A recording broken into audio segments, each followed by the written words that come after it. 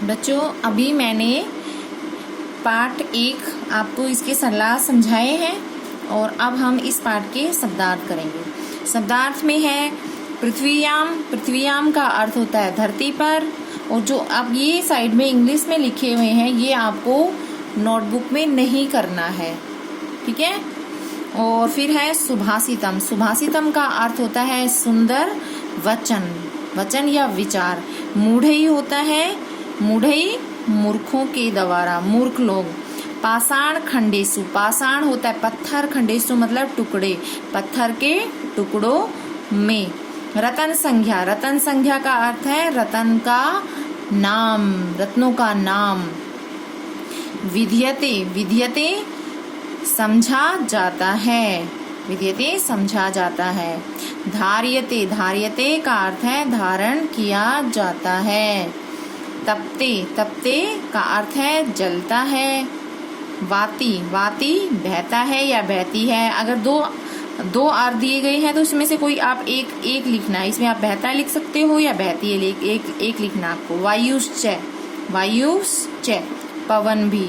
प्रतिष्ठितम, प्रतिष्ठितम मतलब स्थित है या टिका हुआ है। तपसी, तपसी का अर्थ है तपस्या में। शौर्य, शौर्य बल में, नए, नीति में। विस्मय, विस्मय का अर्थ है आश्चर्य, हैरानी। बहुरत्ना अनेक रत्नों वाली। वसुंधरा, वसुंधरा पृथ्वी। सद्भी एव, सद्भी एव सज्जनों के साथ ही। साहसित, से जमा आसी, साहसित मतलब साथ बैठना चाहिए। कुर्वित करना चाहिए। सद्भिर विवादम, सद्भी विवादम, सद्भी विवादम का अर्थ है सद्भी मतलब सज्जन और विवादम मतलब झगड़ा, सज्जनों के साथ झगड़ा। और ये जो शब्दार्थ है वो आपको करना कैसे है कि इसमें आपको बीच में लाइन डालनी है, बिना लाइन छोड़े आप मत करना, और लाइन छोड़ना, लाइन छोड़ के करना। हर शब्दार्थ के बीच में एक एक लाइन छोड़ना, तब आपको ये लिखने हैं। अगला है समावशीकृते लोके। समावशीकृते लोके मतलब संसार में समा, क्षमा वशीकरण है, सबसे बड़ा वशीकरण है।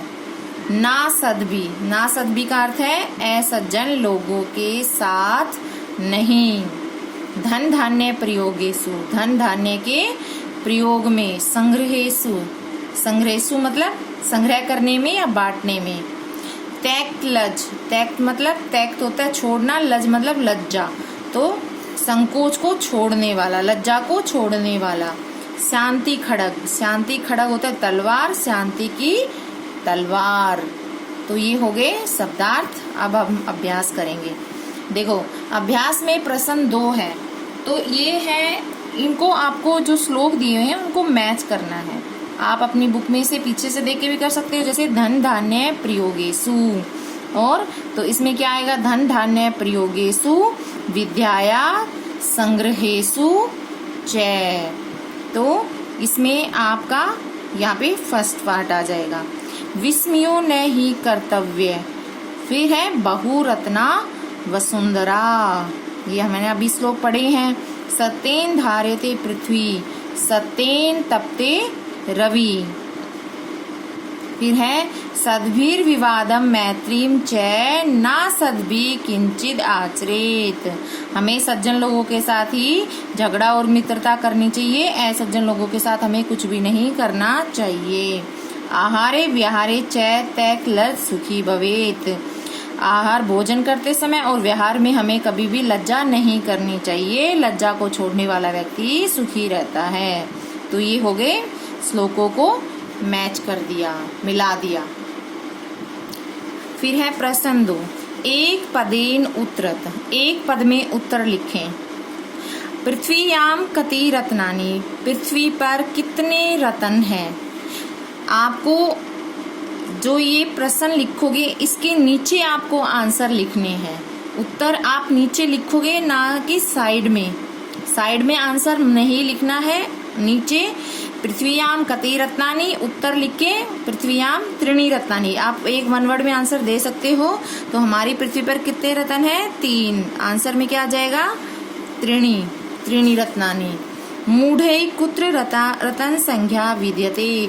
मूढ़ै होते हैं मूर्ख लोग, कुत्र कहाँ, रतन संख्या विद्यते, जो मूर्ख लोग होते हैं उसे वो किसको रत्नों का नाम दे देते हैं? किसको देते हैं? पाषाण खंडेसु, पाषाण खंडेसु। तो पत्थर के टुकड़ों को रत्नों का नाम दे देते हैं। पृथ्वी केन धार्यते। पृथ्वी किसको धारण करती है? किसको धारण करती है? हमने पढ़ा था पृथ्वी सत्येन धार्यते। पृथ्वी सत्य को धारण करती है। पृथ्वी केन धार्यते, पृथ्वी सत्येन धार्यते। कई संगति कुर्वीत। हमें किसकी संगति में रहना चाहिए? किसकी संगति में रहना चाहिए? सद्भी, सज्जन लोगों की संगति में रहना चाहिए। सद्भी, हमें सज्जन लोगों की संगति में रहना चाहिए। लोके वशीकृति का।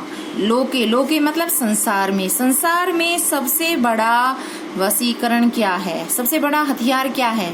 क्या है? क्षमा। क्षमा है वो सबसे बड़ा हथियार है, माफी। ठीक है। फिर है प्रश्न 4। रेखांकित पदानि अधिकृत्य प्रश्न निर्माण कुरुते। रेखांकित जो अंडरलाइन किए गए हैं उन पदों को में प्रश्न निर्माण करें। सत्येन, देखो सत्येन वाति वायुस्य, वायु। सत्येन, सत्य से ही हवा बहती है। किससे हवा बहती है? देखो साउंड भी आ रही है, सत्येन, एन, तो क्या जाएगा? केन। केन वाति वायु। केन मतलब किससे हवा बहती है। सद्भी एव साहसीत। सद्भी, सज्जन लोगों के साथ ही बैठना चाहिए। तो किसके साथ बैठना चाहिए? कई। कई, कई मतलब किसके? कई किसके साथ बैठना चाहिए। वसुंधरा बहुरत्ना भवती। वसुंधरा, आ वसुंधरा, पृथ्वी अनेक रत्नों वाली। कौन अनेक रत्नों वाली है? तो देखो अगर यहाँ पे क्या आ जाएगा? का, क्योंकि जो पृथ्वी होती है वो स्त्रीलिंग में होती है, इसलिए यहाँ पर का आया। अगर यहाँ पे पुल्लिंग होता तो अगर कौन की साउंड आती है, कौन, कौन अनेक रत्नों वाली है, तो या तो कै आता है या का आता है। और इसमें जैसे आ की साउंड आ रही है, वसुंधरा आ, तो यहाँ पे का आ जाएगा। विद्याया, या विद्याया संग्रहेषु तैक्लत सुखी भवेत। कस्य, किसके छोड़ने पर मनुष्य सुखी रहता है ना। विद्या मतलब विद्या के ग्रहण करने पर, विद्या के बांटने पर जो मनुष्य लज्जा को छोड़ देता है वो सुखी रहता है। किसके बांटने पर? विद्या के बांटने पर। किसके मतलब कस्य। कस्य, अगर यहाँ पे कस्य होता तो यह की साउंड आती। अगर यहाँ पे या है, या आया है, इसलिए यहाँ पर कस्य आएगा, कस्या। ठीक है, क्योंकि विद्या है वो भी स्त्रीलिंग होती है, इसलिए यहाँ पर या आया, कस्या। सद्भी मैत्रीम कुर्वीत। सद्भी, सज्जन लोगों की मित्रता, सज्जन लोगों के साथ मित्रता करनी चाहिए। तो सज्जन लोगों के साथ किम, किम मतलब क्या, क्या करना चाहिए? मित्रता। सज्जन लोगों के साथ क्या करनी चाहिए? मित्रता करनी चाहिए। तो क्या जाएगा? किम, मैत्रीम, किम। ठीक है। फिर है प्रश्न 5। कुत्र विस्मय न कर्तव्य। हमें कुत्र, कुत्र मतलब कहाँ, विस्मय मतलब आश्चर्य, किसमें हमें आश्रय नहीं करना चाहिए। हमने आपको पाठ में पढ़ाया था, तो आप इसमें मतलब इसमें बताया था आहारे, आहार व्यहारे। ठीक है, तो इसमें हमें आश्रय नहीं करना चाहिए। हमने श्लोक में पढ़ा था धन धान्य प्रयोगेषु विद्याया संग्रहेषु आहारे व्यहारे च त्यक्त। तो आपको पूरा लिखने की जरूरत नहीं है, तो हम 2 ही लिखेंगे, आहारे व्यहारे व्यहारे च। बस इसमें आप फिर लिख दोगे आहारे व्यहारे च। सॉरी बेटा, ये प्रश्न हमारा गलत हो गया था, तो अब इसमें हमने गलत प्रश्न पढ़ लिया था, तो इसमें कुत्र विस्मय न कर्तव्य, किसमें कहाँ हमें आश्रय नहीं करना चाहिए। तो हमें किसमें आश्रय नहीं करना चाहिए? दाने तपसी विज्ञाने विनये, विनये नये च विस्मय न कर्तव्य, ये आएगा इसमें आंसर। हमने उसको गलत रीड कर लिया था। तो पृथ्वीयाम त्रीणि रत्नानि कानि, पृथ्वी पर 3 रत्न कौन से हैं? तो पृथ्वी पर कौन से 3 रत्न हैं?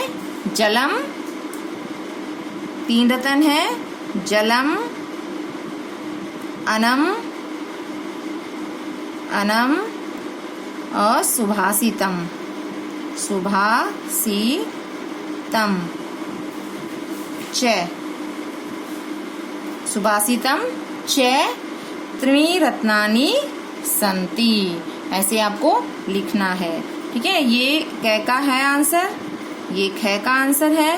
और अब ग का तैक लज कुत्र सुखी भवेत का तैक मतलब लज्जा को कब छोड़ने वाला मनुष्य सुखी रहता है। तो इसको हम पूरा नहीं लिखेंगे।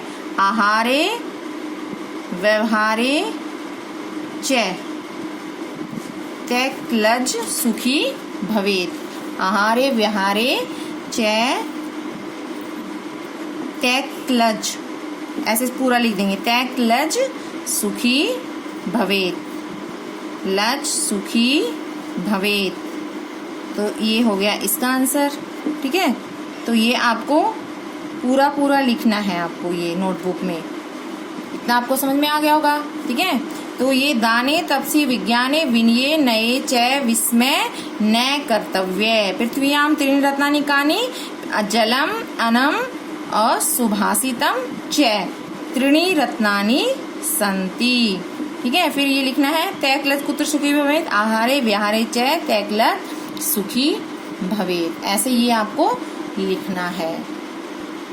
फिर है प्रश्न 6, मंजूषात पदानि चित्वा लिंगानुसारम लिखत, मंजूषा में से पद चुनकर, मतलब इसमें बताना है कि पुल्लिंग है, स्त्रीलिंग है या नपुंसकलिंग है।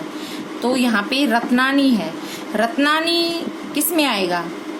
रत्नानी है वो नपुंसकलिंग में आएगा, रत्नम, रत्ने, रत्नानी। ठीक है, तो यहाँ पे रत्नानी आ जाएगा, रत्नानी ये आ गया नपुंसकलिंग में। फिर है वसुंधरा, वसुंधरा होती है पृथ्वी, तो वसुंधरा क्या है? स्त्रीलिंग है, यहाँ पे वसुंधरा। सत्येन, सत्येन सत्य से, ये है पुल्लिंग। सुखी, सुखी ये भी पुल्लिंग है।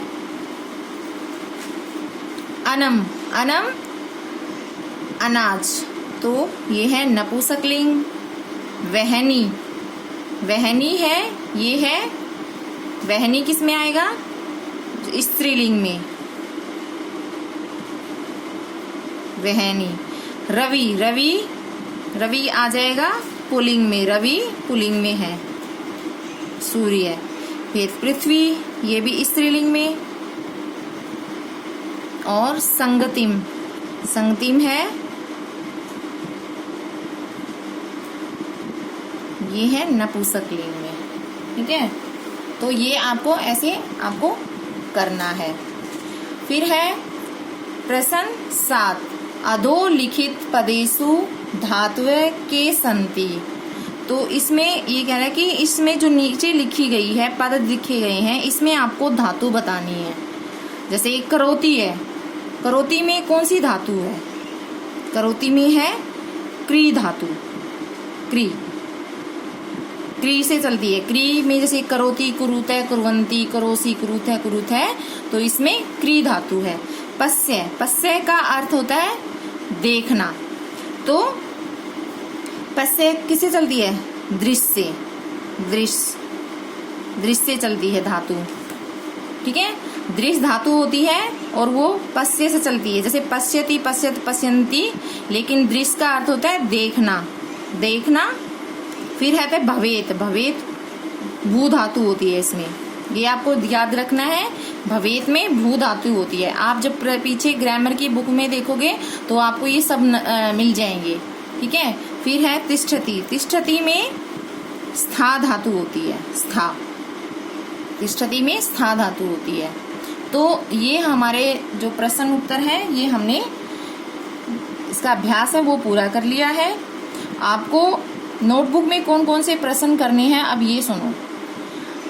आपको प्रश्न 7 करना है नोटबुक में, ठीक है।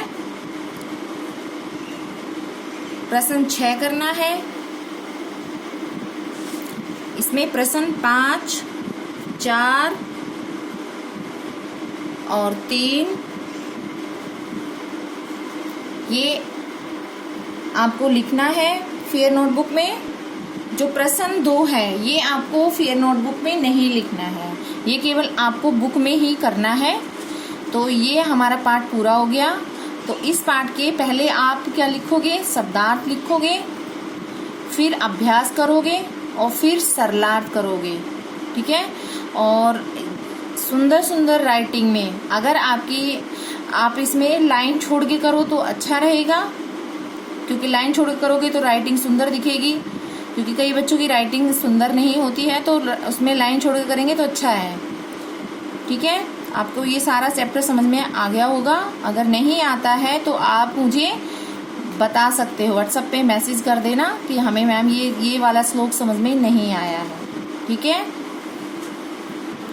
और बेटा आपको मैंने पहले भी बताया है कि आपको कोई भी 3 श्लोक आपको कंठस्थ करने हैं, याद करने हैं। अगर आपकी कभी ऑनलाइन क्लास होती है संस्कृत की तो मैं आपसे सुन सकती हूँ, तो इसलिए आप उसको याद कर लेना, ठीक है बच्चों।